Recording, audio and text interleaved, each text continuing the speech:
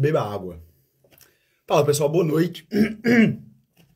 Boa noite, vamos voltar aqui com essas lives aqui toda semana. Fala pessoal, quem foi entrando aí. Vamos lá, eu pretendo voltar aqui a fazer live. Eu vou voltar aqui a fazer lives aqui para as pessoas que me acompanham aqui no Instagram. Uma vez por semana, por enquanto. Antes eu tava fazendo 2 vezes por semana, né? Toda segunda e sexta-feira. Sexta-feira pra mim tá impossível de fazer agora, então assim, eu quero conseguir manter aqui toda segunda-feira pelo menos. Tá bom? Eu recebi uns depoimentos aí que eu confesso, acho que faltava 5 minutos pra eu entrar em palco no sábado, há 2 semanas, não, sábado passado. Né? Hoje é segunda, então sábado passado. Faltava 5 minutos pra eu entrar. E eu li um depoimento aqui de um colega que me segue aqui no Instagram, e meu Deus, eu fiquei tão emocionado com esse negócio. Eu entrei em palco emocionado, foi ruim e foi bom ao mesmo tempo. Enfim, então, com este depoimento, depois eu recebi alguns aqui pela caixinha, eu agradeço muito, muito, muito, muito a quem assiste aqui essas lives. Eu não sou um excelente orador, sou só um professor de piano, mas que eu faço aqui o melhor que eu consigo para poder ajudar quem me segue e quem está aqui presente a crescer no piano, né? E mostrar aqui como que é a vida de um artista, como que é a vida de um pianista, enfim. Então eu já peço também para quem estiver vendo pela gravação que deixe o coraçãozinho, né, o like, e que isso ajuda, né, na divulgação também deste trabalho, tá bom? Que eu tô fazendo com todo carinho, enfim, eu tô fazendo o melhor que eu posso. Então vamos lá. Voltando aqui, vou tentar fazer, como sempre, lives breves, vou tentar ser bem breve, vou tentar passar rapidinho aqui pelos temas que eu escolhi para hoje. Bom, meu nome é Luiz Gustavo Pontes, sou pianista, professor de piano, moro em Portugal agora, em Aveiro, já há 3 anos, mas já tem mais de 15 anos que eu saí do Brasil para poder estudar música. Então, para quem não me conhece, este sou eu. Então vamos lá. O tema de hoje que eu escolhi foi uma coisa que me é muito cara. É o sentimento de eficácia pessoal. Esse é o nome, até nome técnico mesmo que se dá, é sentimento de eficácia pessoal. Por que eu escolhi isso hoje, especificamente? Porque, bom, eu fiquei justamente essas 3 últimas semanas, sobretudo, 4, né? Enfim, a semana passada eu estava de férias. Então, durante 3 semanas, eu toquei, eu lembro que eu tinha visto aqui, acho que eu toquei 14 vezes, ou 13, 14 vezes, eu não lembro. Né? Enfim, eu anotei aqui todos os concertos, eu contei. Então, assim, foram muitos concertos com repertórios diferentes. Matheus! Matheusão! Saudade, meu cara. Lindo. Ele me escreveu lindo. Safado. Então, assim, eu tive muitos concertos com repertórios diferentes, sempre coisas, entre aspas, simples. Uma ou outra mais complicada. A coisa mais complicada que eu toquei foi um trio de Mendelssohn, em Ré menor. Isso sim foi complicado, mas geralmente eram coisas médias, né, de dificuldade média, mas como eram muitos concertos, cada um com um repertório diferente, eu não tive tempo realmente nem para fazer muito exercício de técnica, nem para levar as peças no nível realmente que elas merecem, né? Então eu fiquei naquele estudo ali mais ou menos, né? E o que aconteceu? Bom, tirei alguns dias de férias depois dessa maratona de recitais que eu tive e voltei a estudar piano há 2 dias atrás. E quando eu voltei a estudar piano, assim, o dedo não mexia direito e, sei lá, até uma espécie de falta de concentração, uma coisa estranha que eu tava sentindo. E o que acontece? É justamente o meu sentimento de eficácia pessoal, o sentimento, assim, que eu conseguiria voltar a tocar piano. Eu sempre duvido de mim mesmo, é impressionante. Sempre, sempre. Sempre, por exemplo, que eu pego uma peça nova... É engraçado, eu sempre duvido que eu posso tocar aquilo. Sempre foi assim. Né? Eu já fiz concertos, aplaudi de pé, não sei o que, na Suíça, enfim. Mas sempre acontece esse mesmo fenômeno. Né? Então, é justamente este sentimento que a gente tem, sentimento de eficácia pessoal. Né? E justamente tem fontes, onde que eu me apoio quando isso acontece. Eu me apoio justamente, o que a gente vai ver aqui, né? Uma das coisas que eu me apoio são experiências que eu já passei. A recorrência desse tipo de sentimento que me acontece, eu sei que isso é normal comigo, é uma coisa que me acontece sempre, então não posso ficar para assistir sua live. Não há problema, Alexander, não há problema, meu caro. Mas vai ficar gravado aqui certamente, depois eu vou botar lá no YouTube também. Então, assim, de certa forma, eu aprendi a driblar um pouquinho esse sentimento, mas é importante. Assim, é engraçado, porque mesmo sentindo isso, tem uma coisa que vem superior a isso, que é, eu sei que eu vou conseguir no final, né? Eu sei que sempre é ruim num determinado momento, mas eu sei que eu vou conseguir. Eu tenho esse sentimento de eficácia pessoal, de certa forma, saudável, né? Um pouco elevado, enfim, realista, né? De toda forma, eu sei que eu consigo. E, é, e olha só, por que esse tema também é tão importante? Porque além de ser corriqueiro, né? Assim, é um sentimento que influencia diretamente a nossa motivação, se a gente vai realmente conseguir realizar um determinado objetivo ou não, né? Muitas vezes acontece, por exemplo, da pessoa ser plenamente capaz de conseguir alguma coisa, né? Conseguir tocar uma música, por exemplo, ou conseguir preparar um concerto ou alguma coisa assim, mas ela não acredita naquilo, né? Ela não acredita que ela é capaz. E este sentimento de eficácia pessoal baixo a impede de conseguir uma coisa que, assim, qualquer pessoa de fora, ou um professor mais experimentado de fora, consegue ver aquilo e sabe que essa pessoa seria capaz de conseguir. Ó, o Chico, qualquer dia eu vou aí pra você me passar umas dicas de piano, hein? Venha mesmo, meu cara, venha mesmo. É bem-vindo aqui em casa, no meu estúdio. Então, esse tema muito importante e é uma coisa que, assim, sempre que eu dou uma pausa nos estudos, eu sempre reflito um pouquinho a respeito disso. Justamente porque o meu sentimento, quando eu volto a tocar, assim, a tocar mesmo, eu sinto que a mão não tá agindo, tudo, sempre tem aquela dúvida, mas eu tenho outras coisas sobre as quais eu me apoio, né? E é disso justamente que a gente vai conversar aqui. Eu não vou me usar como exemplo, enfim, nada que eu digo ao longo dessas lives, nada vem de mim realmente. Quando vier de mim, eu vou deixar claro. A gente vai se apoiar nessa live aqui em duas coisas, né? Em dois autores, né? É no Roland Viau, que eu usei para o meu mestrado, inclusive, né? Eu fiz o meu mestrado, por que esse tema é tão caro? Eu fiz o meu mestrado na Suíça, justamente em pedagogia, em cima desse tema, né? Então, no Roland Viau, tá vendo, tá todo rabiscado aqui o livro, enfim, todo, que é um psicólogo, pedagogo canadense, e no Albert Bandura, o livro dele tá aqui, peraí, este pequeno calhamaço aqui, olha o tamanho do negócio, né? Que eu também usei para o meu, ó, autoeficácia, né? Que é justamente o sentimento de eficácia pessoal.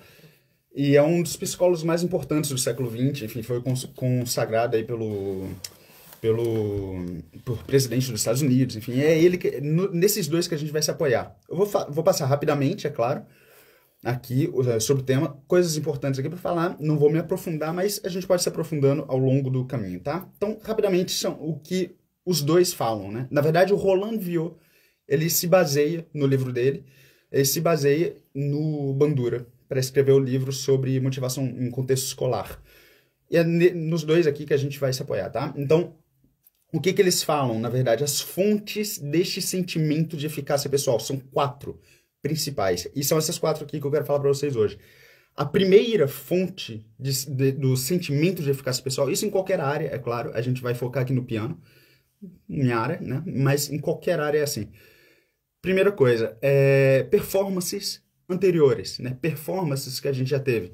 Então, segundo os dois, justamente essas performances, sucessos e fracassos que a gente já teve influenciam diretamente no sentimento de eficácia que a gente tem, né? Em finalizar um objetivo, né? Em alcançar um objetivo. Segundo os dois autores, justamente esses fracassos, esses sucessos passados são as principais fontes deste sentimento de eficácia pessoal, elevado ou baixo, né? E também uma outra coisa que eles falam, no caminho, né? Por exemplo, no caminho, ao longo do caminho de piano, a gente experimenta por concertos que a gente tocou bem, ou concertos que a gente tocou mal, enfim, experiências ruins com professores, que é coisa muito comum. Então, assim, a gente sempre experimenta sucessos e fracassos abundantes, né, ao longo do caminho. E a gente precisa, justamente, a gente usa de forma inconsciente esses sucessos e fracassos como referências quando a gente tem uma certa dificuldade ou quando a gente duvida de alguma coisa que a gente possa conseguir fazer, a gente sempre usa as nossas experiências passadas como referência. A questão aqui é justamente como então a gente consegue, de forma consciente e inteligente, trazer as boas referências, né, para usar as boas experiências que a gente teve para usar como referência de que a gente é capaz de fazer alguma coisa. Então, pequeno exemplo pessoal, a primeira coisa que eu faço quando eu começo a duvidar levemente de mim, enfim, eu pego vídeos meus passados, né, de concertos que eu fiz, enfim, tem um concerto, sobretudo um concerto que eu fiz em São Paulo, sobretudo um concerto que eu fiz na Suíça, na verdade, em Genebra, onde eu acho que eu toquei bem, eu toquei muito bem, enfim, quando eu vejo o vídeo eu falo, caramba, nem parece eu, olha só, nem parece eu, mas sou eu que tô tocando, então eu pego aquilo e aquilo ali meio que me prova que, poxa, se eu já fiz isso, eu sou capaz de fazer de novo, é só lembrar justamente, aí que tá, a gente lembrar, ok, naquela época eu fiz isso, o que que eu fiz exatamente para conseguir esse resultado, como que eu tava mentalmente, como que eu trabalhei, qual era a minha rotina, e você vai tentando ali pegar coisas bem práticas, né, dessa tua memória, pegar coisas bem práticas que você já fez para conseguir trazer de volta para tua vida, para conseguir justamente atingir resultados tão relevantes quanto, né? Desculpa, tem gente me escrevendo. Então, por isso que eu digo também para os meus alunos, né, a importância, o quão importante é a gente se gravar sempre, assim, quando a gente está pronto para um concerto ou para um concurso, que geralmente quando a gente faz concurso, competições de piano, é onde a gente atinge o nível mais alto, né? Porque, assim, a gente se dedica 100% daquilo. Então, assim, antes dos concursos, a gente fazer mini concertos gravando em vídeos, né? Em vídeo, porque isso daí, mesmo que na hora a gente não dê muita importância, futuramente, em momentos de questões pessoais, isso serão ferramentas muito importantes pra gente. Tem uma questão de memória muscular também. Tem uma questão de memória muscular também, certamente. Bom, o Matheus não é músico, né? Mas, por exemplo, quando a gente vai, sei lá, quando a gente malha muito ou faz muito exercício, né, que a gente cresce um pouquinho de músculo, por exemplo, é muito comum, bom, a gente para e depois a gente começa, sei lá, perder massa magra ou alguma coisa assim, quando a gente volta, o músculo já volta também muito rápido. Então, assim, ter consciência de que a memória muscular existe de fato, né, até aí, né, até em contexto de musculação, por exemplo, a gente, bom, ter esse conhecimento, a gente, de certa forma, a gente pode se apoiar nisso daí e para ter aquela certeza de que a gente é capaz, de que a gente vai alcançar aquilo novamente até de uma forma mais rápida, né? Então, certamente, memória muscular, com certeza. No piano é engraçado, porque a memória muscular, o que eu percebo comigo, talvez não seja assim com todos, né? Porque, assim, uma coisa importante ser falada aqui, eu não falo aqui para gênios da música. Eu não sou um gênio da música. Eu sou uma pessoa comum que é apaixonado por piano e que tem uma certa facilidade ali, que gosta muito, não sei o que, sempre ouvir, e que decidi ser pianista. Então, assim, é uma pessoa que não tem uma mão muito maravilhosa para tocar piano, tudo, e conseguir certos resultados. Tenho conseguido, ao longo da minha vida, certos resultados. Então, gênios é outra história. Eu conheci alguns gêniozinhos, né, de piano, pessoas com muita facilidade, e é um caso à parte, né? Elas não precisam de muitos apoios e âncoras, até psicológicas, que eu uso, por exemplo, para conseguir tocar piano. Eles não precisam. Então, para eu tocar piano, eu precisei desenvolver um trabalho, uma forma, um método de trabalho inteligente para eu conseguir fazer o progresso, né? E é para esse tipo de pessoa que é a maioria das pessoas, na verdade, que eu falo aqui, né? Pessoas com muita facilidade não precisam. Não, assim, precisam, talvez, enfim, sempre vão tirar proveito, mas eu conheço gente que, assim, que pega uma partitura, abre, estuda, sei lá, 2 horas, já tá tocando uma coisa extremamente difícil, coisa que eu precisaria de 2 semanas, por exemplo. Então, assim, são para pessoas normais, tá? Beleza, então, assim, a gente falou da primeira e mais importante fonte de sentimento de eficácia pessoal, que é performances anteriores, né? Então, assim, fazer gravações, enfim. Depois é só reassistir o vídeo, para quem se interessar pelo assunto, é claro, e pegar justamente esses pequenos pontos, assim, de ação mesmo que eu vou falando, né? Segundo ponto, segunda fonte importante é a observação. Observação de outras pessoas realizando as coisas que a gente quer realizar. Essa é uma outra fonte também importante, são 4, né? Essa é a segunda fonte importante. Então, ver outras pessoas conseguindo fazer coisas que a gente quer, né? Por isso que o Roland Will fala isso. no livro dele sobre o contexto escolar, né? É muito importante que o professor faça a coisa na frente do aluno, né? Por isso que é tão importante para nós professores a gente demonstrar para o aluno, porque ele precisa ver aquilo ali, sobretudo se o aluno sabe que você não é um gênio, que você trabalhou duro durante anos para conseguir aquilo. Ele vai te usar como referência, né? Então, assim, tem isso, tem também num contexto de classe, por exemplo, ou enfim, ou dos seus amigos, escolher amigos que consigam realizar aquilo que você sonha em fazer, que consigam tocar uma peça difícil, uma peça que você sonha em tocar, uma peça que você está começando a estudar, por exemplo, porque você vendo aquelas pessoas realizando aquilo, aquilo ali serve, de certa forma, de exemplo para você, você vê que você é capaz. E uma coisa que o Vio não fala, mas o Bandura fala, que é interessante, que o que pode acontecer também é um aluno, ou nós mesmos, quando a gente subjuga um pouquinho uma pessoa, a gente acha, de certa forma, sou um pouco melhor que ela, tudo, e quando você vê, ela tá fazendo uma coisa que você não consegue. Aquilo ali pode ser uma fonte, justamente, por mais que eu sei que tem gente que se sente um pouco humilhado, né? Poxa, essa pessoa, assim, me humilhou de certa forma. E ela tá fazendo uma coisa, ela é pior que eu e tá fazendo uma coisa que eu não consigo. Mas, ao mesmo tempo, o teu sentimento de eficácia, ele cresce, né? É outro mecanismo lá dentro, interno, né? Tipo, você olha assim e fala, caramba, se essa pessoa conseguiu, eu também consigo. Então, o teu sentimento de eficácia, ele cresce. Então, assim, ter pessoas próximas a nós que consigam fazer, realizar objetivos que a gente sonha em realizar, é importante para a gente também ter a percepção de que a gente é capaz, né? E é o que eu sempre falo aqui no Instagram. Caramba, eu sou uma pessoa normal, saí de Olinda, né? De Pernambuco, para poder estudar na França, Suíça, enfim, agora aqui em Portugal, enfim, toco, né? Não sou o melhor pianista do mundo, mas eu consegui atingir um certo nível. Então, assim, além disso, eu tive acidente, quebrei pulso, tenho distonia, enfim. E, cara, se eu consigo fazer alguma coisa, você também é capaz de fazer, pelo amor de Deus. É só, justamente, ter uma inteligência na hora de trabalhar, tá bom?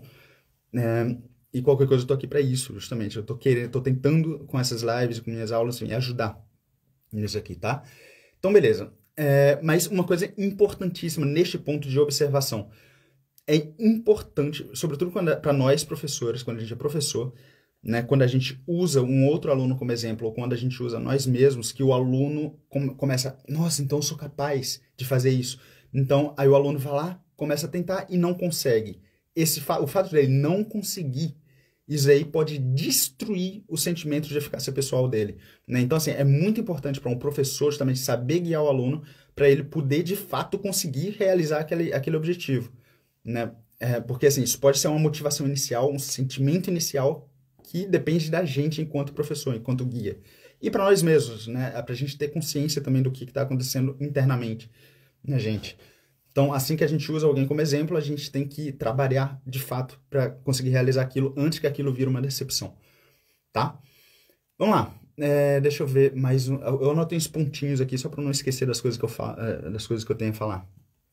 Beleza, então eu anotei aqui. Ok, já falei. Então, terceiro ponto.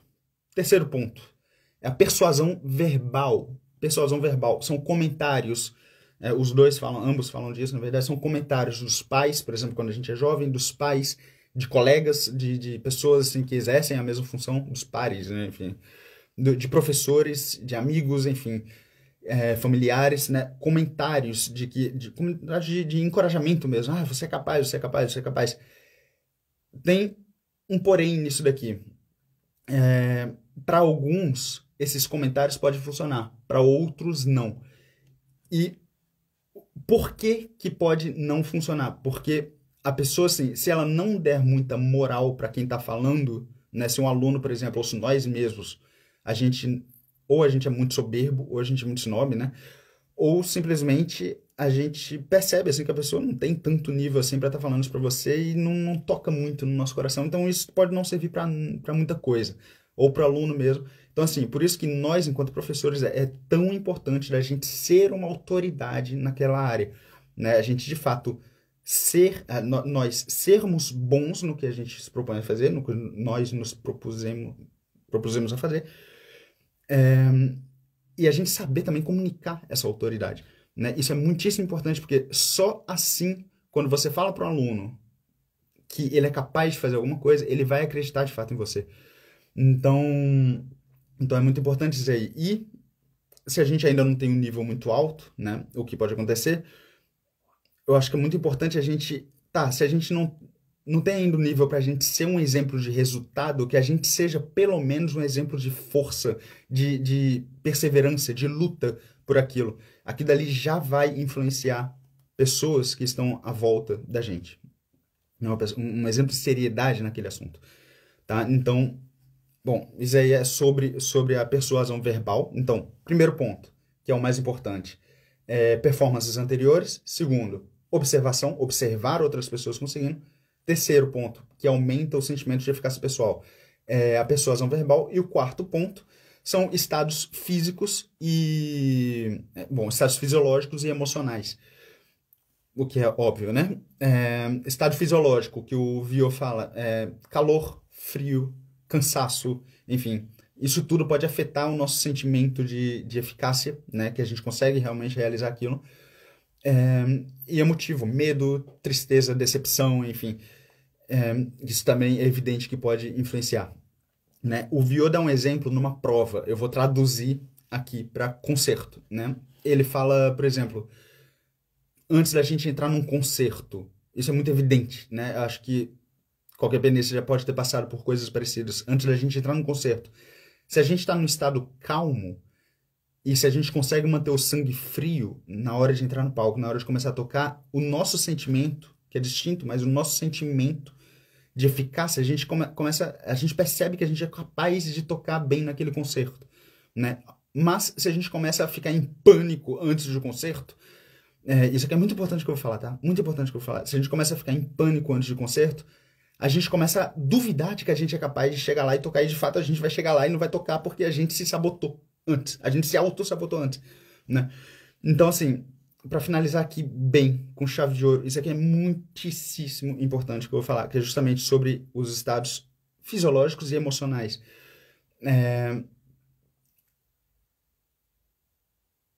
Eu digo sempre assim, para os meus alunos também, a primeira coisa que trava quando a gente está nervoso antes de uma audição, antes de um concerto, enfim, antes de tocar, até mesmo um professor, tem aluno meu que chega tremendo na aula, eu falo, meu Deus, mas o que eu te fiz para você estar tremendo desse jeito? Né? Então, assim, a primeira coisa que a gente tem que pensar quando a gente está nervoso é o diafragma, a respiração.